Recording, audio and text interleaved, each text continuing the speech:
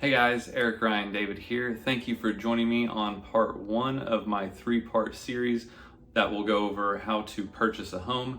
We will start in part one and go over the steps of how to prepare to purchase a home, what you need to do before you even start looking. Step two will be finding that home and what to look for in a home. And then step three will be everything that goes after you get the home under contract and what that looks like through that whole closing process. So you're ready to take some notes, and here we go on part one. The first thing you're going to want to do whenever you decide that you want to buy a home is find your professionals.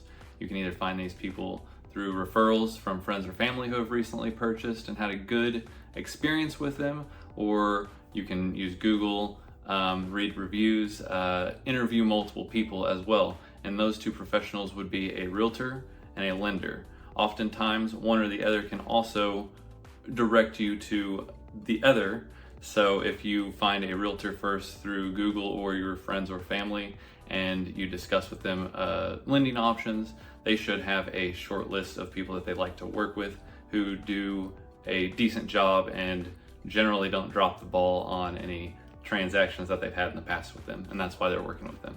You can represent yourself in the purchasing process. You don't necessarily have to have a realtor. If you are not paying cash, you do have to have a lender. But I also would not recommend not using a realtor. Generally speaking, as a buyer, your agent doesn't charge you anything or very little, if anything at all, to represent you. If you go and represent yourself on a property that you found and went and looked at, that agent who has the listing represents the seller and you are going into that unrepresented. I don't think there are too many cons with being represented by a real estate agent, but have those discussions with that realtor, multiple realtors, and see who fits best with you. Once you find a realtor and a lender that you like, you need to have the conversation of your time frame with them. How long are you going to wait to purchase? Are you wanting to purchase immediately? Are you 6 months out? Generally speaking, a few months is better than needing to move right now. That way, if there's anything on your credit report or you need to save up any money, you have time to do those things and know what to expect from having the conversations now for 3 to 6 months later. Some other factors for your time frame are things like your current living situation. Do you rent? Is your lease up tomorrow, or is your lease up in 6 months? Are you going to buy out of your lease? Or do you own your own home and you need to sell it? If you do need to sell it, that's a discussion you're going to have with the lender about being contingent, having to sell your home in order to purchase this home, which is a little harder to time than it is with a rental property where you're leasing and you're rolling over into a purchase.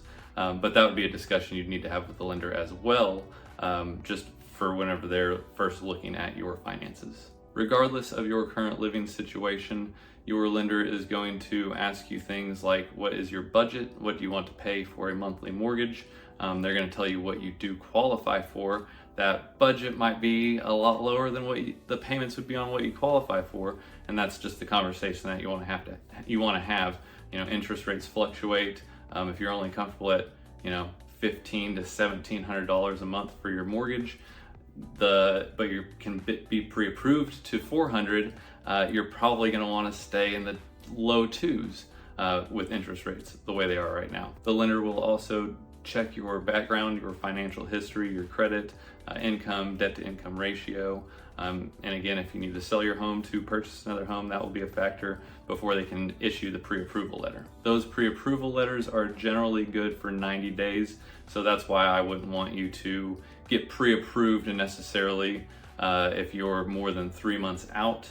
It is a good idea to talk to a lender even if you're 6 months out, because they can still look at your credit score and figure out what you could do to improve your situation to maximize your purchase. The lender will be able to talk you through what loans you can take out, either conventional, FHA, VA, USDA, any programs that they have like down payment assistance or anything, which brings me to the hardest part of the whole process, and that is how much money you've had in reserves, how much money you have saved up for either a down payment, unless you're going to do down payment assistance, which tends to carry a higher rate on that, or if you have enough money for your closing costs, or you will need to ask for those from the seller in the transaction, which makes landing that contract to purchase that home a little harder, especially if you're up against multiple offers. So that concludes part one of the home purchasing process.